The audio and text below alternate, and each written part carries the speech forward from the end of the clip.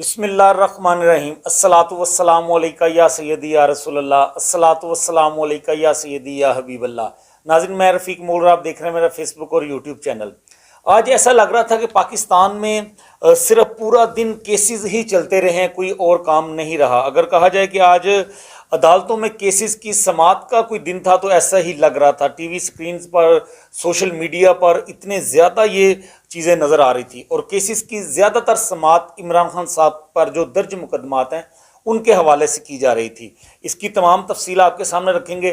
رانا ثناء اللہ صاحب اور مریم نواز صاحبہ جو روز عمران خان صاحب پر تنقید کر رہی ہیں کہ یہ عدالتوں میں پیش نہیں ہو رہے، اور یہ خود عدالتوں میں نہ پیش ہونے کی وجہ سے رانا ثناء اللہ کے آج ناقابل ضمانت وارنٹ گرفتاری جاری ہو چکے ہیں، اور وہ دہشت گردی کی عدالت سے کیے گئے ہیں۔ مریم نواز صاحبہ کو بھی 14 مارچ کو گجرانوالہ کی سیشن عدالت نے طلب کر لیا ہے، یہ بھی تفصیل آپ کے سامنے رکھتے ہیں۔ اور عمران خان صاحب نے ایک نیا ورلڈ ریکارڈ قائم کر دیا ہے۔ ایک نیا ورلڈ ریکارڈ کیا قائم کیا ہے، اس پر بھی ہم آپ کو تفصیل سے بتائیں گے۔ تو سب سے پہلے بات کرتے ہیں کیسز کی۔ عمران خان صاحب پر سب سے پہلے جو زیادہ کیس آج خبروں میں رہا وہ توشہ خانہ کیس رہا ہے۔ اسلام آباد کی سیشن عدالت میں یہ کیس چل رہا تھا۔ عمران خان صاحب کے ناقابل ضمانت وارنٹ گرفتاری جاری کیے گئے تھے، آج بھی وہ برقرار رکھے گئے ہیں، جس پر پی ٹی آئی کی وہ وکلا جو تھے، عمران خان صاحب کے وکلا تھے، وہ آج اسلام آباد ہائی کورٹ میں گئے ہیں۔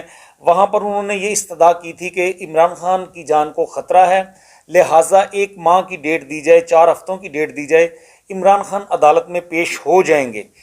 جس پر عدالت نے بھی ریمارکس دیے ہیں۔ انہوں نے یہ بھی کہا ہے چیف جسٹس اسلام آباد نے کہ عمران خان صاحب کو کہیں کہ جس دن موت آنی ہے اسی دن آنی ہے، اس سے پہلے نہیں آ سکتی، تو آپ ڈرنے کی کوئی بات نہیں ہے۔ اگر آپ 2-2 ہزار لوگ عدالتوں میں لے کر آئیں گے تو جان کو تو خطرہ ہوگا، کچھ خطرہ آپ خود بھی اپنے لیے پیدا کر لیتے۔ اس طرح کے ریمارکس دیے گئے ہیں عدالت کی جانب سے۔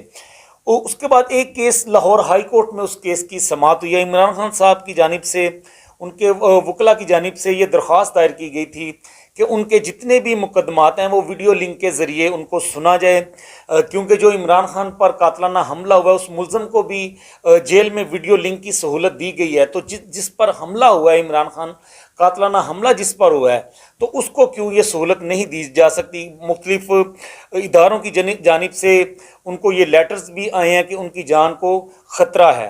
تو وہ ویڈیو لنک کے حوالے سے جو خطاب ہوئی وہ درخواست مسترد کر دی ہے لاہور ہائی کورٹ نے۔ ایک تو وہ اس میں اعتراض یہ لگایا گیا کہ جو مصدقہ کاپی ہے وہ ساتھ نہیں لگائی گئی، جو انہوں نے موقف اختیار کیا ہے۔ تو اس کے علاوہ رانا ثناء اللہ نے ایک دھمکیاں دی تھی، اس وقت پی ٹی آئی کی حکومت تھی پنجاب میں، چیف سیکرٹری کو اور اداروں کو سنگین نتائج کی دھمکیاں دی تھی اور میڈیا ٹاک کرتے ہوئے دی تھی۔ اس مقدمے کی سماعت چل رہی تھی۔ گزشتہ تاریخ پر بھی رانا ثناء اللہ کے وارنٹ گرفتاری جاری کیے گئے تھے، مگر وہ قابل ضمانت تھے۔ آج پھر وہ خود عدالت میں پیش نہیں ہوئے، ان کے وکلا کی ٹیم پیش ہوئی، اور وہ استدعا یہ کی گئی تھی کہ ان کی درخواست میں انہیں استثناء کی درخواست جو ہے اس کو منظور کیا جائے، وہ مصروفیات کی وجہ سے نہیں آ سکتے۔ لیکن دہشت گردی عدالت کے جج رانا زاہد اقبال نے کیس کی سماعت کی، اس پر فیصلہ پھر انہوں نے محفوظ کر لیا، جو تقریباً محفوظ کرنے کے 2 گھنٹے بعد سنا دیا گیا تھا کہ رانا ثناء اللہ کی استثناء کی درخواست کو مسترد کیا جاتا ہے اور ان کے ناقابل ضمانت وارنٹ گرفتاری جاری کیے جاتے ہیں، اور پولیس 28 مارچ کو رانا ثناء اللہ کو گرفتار کر کے دہشت گردی کی عدالت میں پیش کرے، کیونکہ یہ دہشت گردی کا بڑا سنگین مقدمہ ہے۔ انہوں نے سیدھا نام لے کے چیف سیکرٹری کو ان کو دھمکایا تھا، ان کو ڈرایا تھا، سنگین نتائج کی دھمکیاں دی تھی۔ تو یہ گجرات کا علاقہ تھا، تھانہ انڈسٹریل ایریا، جہاں پر یہ مقدمہ درج کیا گیا تھا۔ دوسری جانب مریم نواز صاحبہ کا کنونشن ہوا تھا گجرانوالہ میں، تنظیمی کنونشن، وہاں غلام حسین پارک میں ہوا تھا، یہ ہم نے آپ کو پہلے بھی بتایا تھا۔ وہاں پر درجنوں درخت لگے ہوئے تھے، سرسبز درخت تھے، بڑے قدور درخت تھے، اور لوگ وہاں پر، چھوٹا سا پارک تھا، وہاں پہ خواتین آتی تھی صبح نماز کے بعد، فجر کے بعد وہاں پہ واک کرتی تھی، بچے آتے تھے، تھوڑا سا اپنا ہلا گلا کرتے تھے، جھولے لگائے گئے تھے وہاں پر۔ تو وہ درخت کاٹے گئے تھے، اور جماعت اسلامی اس پر عدالت گئی تھی، ان کے رہنما ہیں فرقان عزیز بٹ، اور انہوں نے عدالت میں ریٹ پٹیشن دائر کی، جس میں انہوں نے یہ موقف اختیار کیا کہ وہاں سے جھولے بھی چوری ہو چکے ہیں، جو جھولے لگے تھے، بچے جہاں پر آ کے کھیلتے تھے، کودتے تھے، اور درخت کاٹے گئے ہیں، سرسبز درخت کاٹے گئے ہیں۔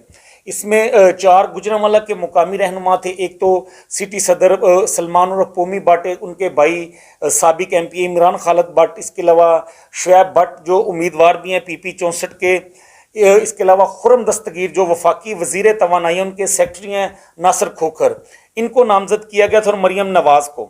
تو عدالت نے آج ان کو پیش کیا، طلب کیا تھا 7 مارچ کو، مگر مریم نواز صاحبہ روز ٹویٹر پر بھی عمران خان صاحب کے ساتھ جنگ لڑ رہی ہوتی ہیں، لفظی جنگ کے، وہ عدالتوں میں پیش نہیں ہو رہے، چوہے کی طرح چھپ گئے، اس طرح کے الفاظ کا استعمال کیا جاتا ہے.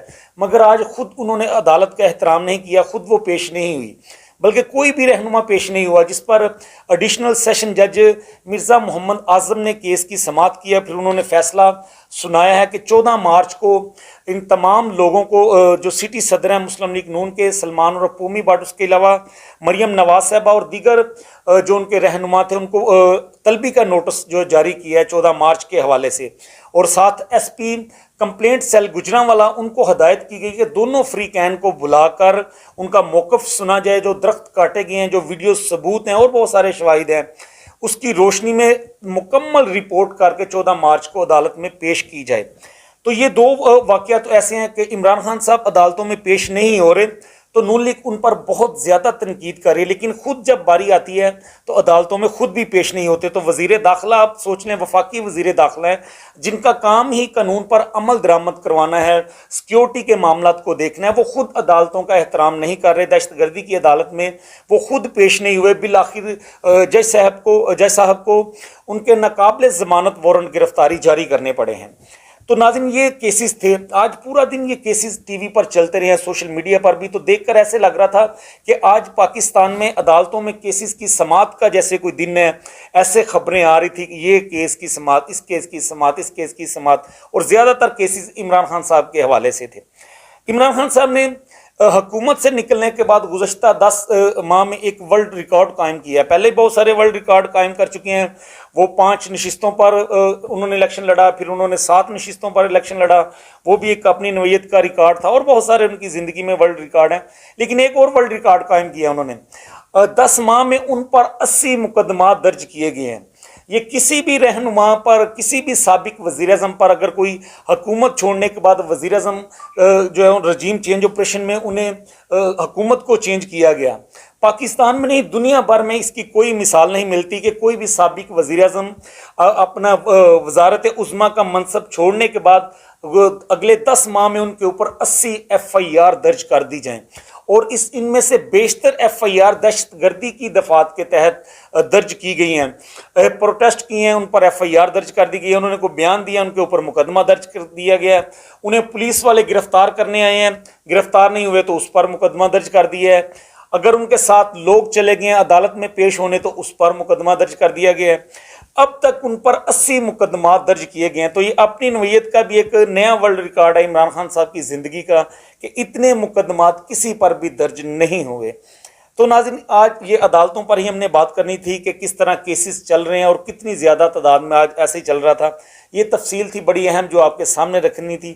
انشاءاللہ نیکسٹ ویڈیو کے ساتھ، نیکسٹ سٹوری کے ساتھ دوبارہ آپ کی خدمت میں حاضر ہوں گے. تب تک کے لیے مجھے اجازت دیجیے. خدا حافظ.